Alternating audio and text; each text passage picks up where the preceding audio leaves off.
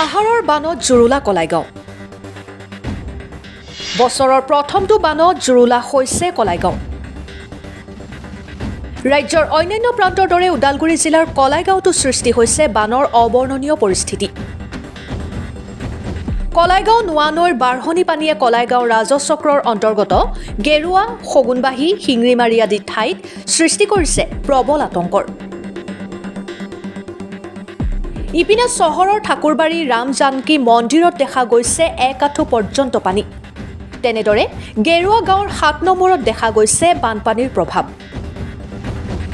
7 নম্বৰৰ সকলো লোকৰ ঘৰতে এতিয়া কেৱল পানী। নিশালৈ নোৱানৈ পানী বাঢ়ি অহাত আতংকিত হৈ পৰিছে এইসকল লোক।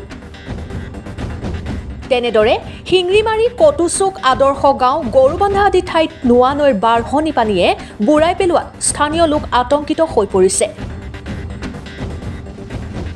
নোৱানৈৰ বাঢ়নি পানীয়ে ইতিমধ্যে গৰুবান্ধাত বুৰাই পেলাইছে ওদালগুৰি জিলাৰ উত্তৰাঞ্চলৰ যোগাযোগৰ অন্যতম পথ মংগলদৈ-ভুটীয়া-চাং পথ।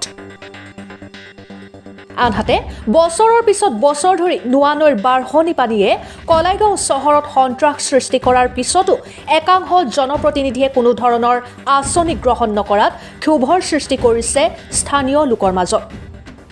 আচৰিত কথা, আমাৰ এই গাঁওখন কলাগাঁও টাউন গেৰুৱা বুলি কয় এইটো। এই গাঁওখন আমাৰ ওচৰতে, আমাৰ এই গাঁৱৰ লগ লাগি আছে আমাৰ ইনস্পেকশ্যন বাংলো আছে। ইনস্পেকশ্যন বাংলো আছে, কলাগাঁও ৰাজচক্ৰৰ বিষয়াৰ কাৰ্যালয় আছে, তাৰপিছত কলাগাঁও সন্দেহ উন্নয়ন বিষয়াৰ কাৰ্যালয় আছে, কলাগাঁও থানা আছে, ইয়াৰ পিছত হস্পিটেল আছে, তাৰপিছত কলাগাঁও টাউন LP স্কুল আছে, যিটো 75 বছৰৰ আগতে স্থাপন হৈছিলে। ইয়াতে দুটাকৈ ৰাজহ অনুষ্ঠান আছে। কলাগাঁও টাউন জুমা মন্দিৰ আছে, কলাগাঁও ৰাম জানকী মন্দিৰ আছে। এতিয়া আপোনালোকে দেখা পাব কলাগাঁও ৰাম জানকী মন্দিৰত 1 আঁঠু পানীত বুৰ গৈ আছে। কলাগাঁও টাউন মন্দিৰ একে কথা।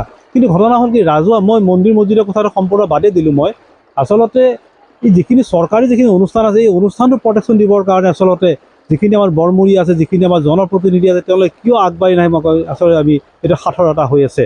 এতিয়া বৰ্তমান কলাগাঁৱত ঠাকুৰবাৰী মন্দিৰৰ পৰা বালিপাৰা ৰাস্তা এটা 1 কিলোমিটাৰ ৰাস্তা পকীকৰণ এটা হৈ আছে। এতিয়া সেই ৰাস্তাটো যেতিয়া পানীখিনি আগতে সেই ৰাস্তাতে পানী গুচি গৈছিলে, এতিয়ালৈকে যদি পানী যোৱা নাই, যদি সেই ৰাস্তাটো যদি পানী নাযায় আৰু যদি পানী ফিকি সেই ৰাস্তাটোও ভাঙিব। গতিকে এই ৰাজহুৱা যিবিলাক সম্পত্তি যাতে অনিষ্ট নহয়, সেইকাৰণে আচলতে জনপ্ৰতিনিধিবিলাকে চোৱা চিতাৰ প্ৰয়োজন বুলি মই ভাবোঁ। কিন্তু তেওঁলোকে এইবিলাকৰ ওপৰত কিয় তেওঁলোকে চিন্তা চৰ্চা কৰা নাই, এইটো বৰ আশ্চৰ্যৰ বিষয় বুলি মই ক'ব বিচাৰিছোঁ। News desk report, Kalaigaon live.